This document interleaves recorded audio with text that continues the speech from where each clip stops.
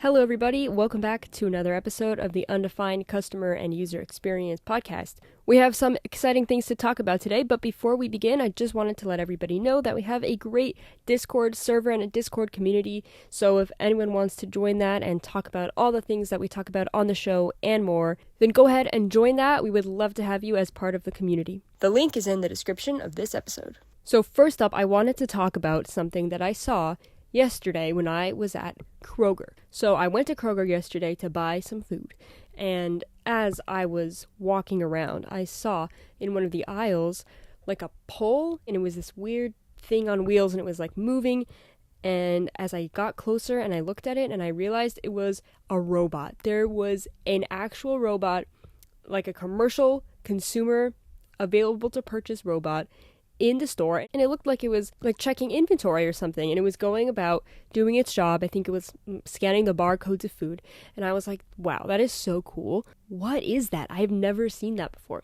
And I looked it up and I did some research, and it turns out that there are these robots now. They're called Tally robots. Like, it literally has a name. It says, it has a screen on it with like little eyes, and it goes, "Hi, my name is Tally," in writing. Apparently, they are just commercially available to be purchased by retailers to work in their stores. According to the internet, Tally is an autonomous inventory robot created by Simbi Robotics, I hope I'm pronouncing that correctly, that cruises down retail aisles scanning store shelves.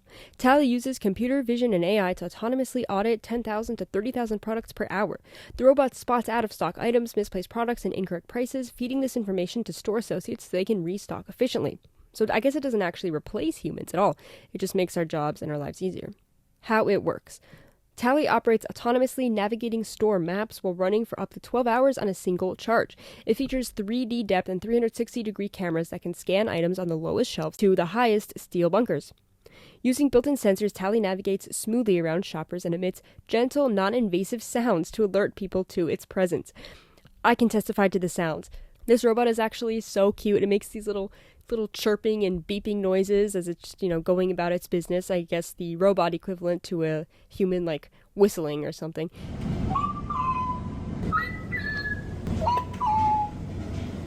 It's so cute. Like, the noises is like, I'm busy, but I'm in a good mood.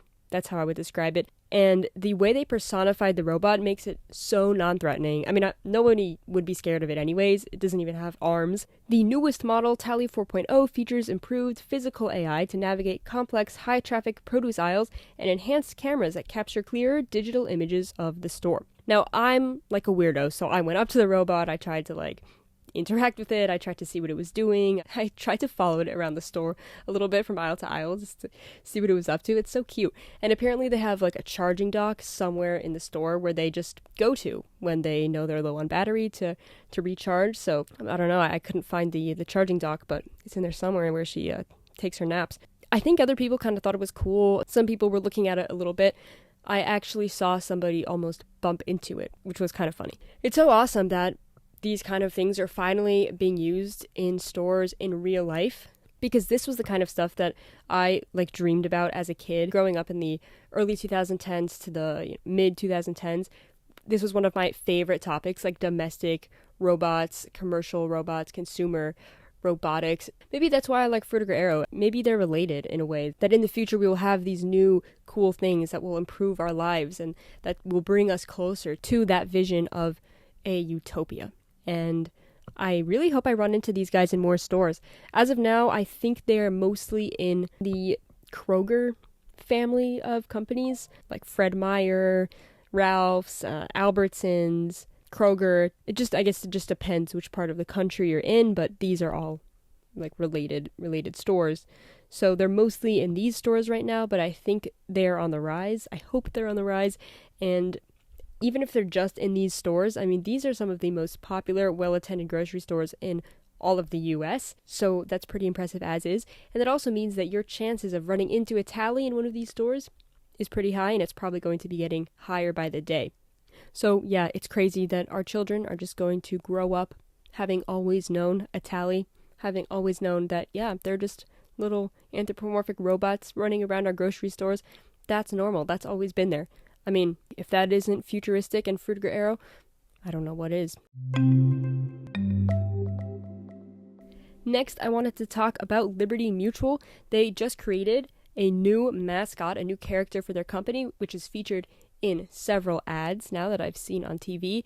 And it's super cute. It's this little fuzzy, like yellow fluffy ball-shaped creature, and it's so cute. And it kind of reminds me of a Puffle, like shout out Club Penguin kids.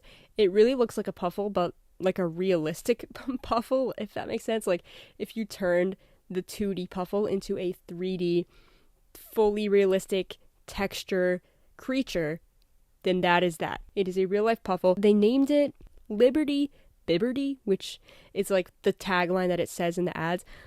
Honestly, kind of a dumb name, but it's a super cute character. Now, on a worse note, the snack Pirate's Booty, also kind of unfortunate name, underwent a rebrand recently, and it's got new packaging as well. Now, it's like really bad. Like, there's some rebrands and repackagings where it's like, it's different, it's maybe a little worse, but like, I can get used to this. Like, it's quality.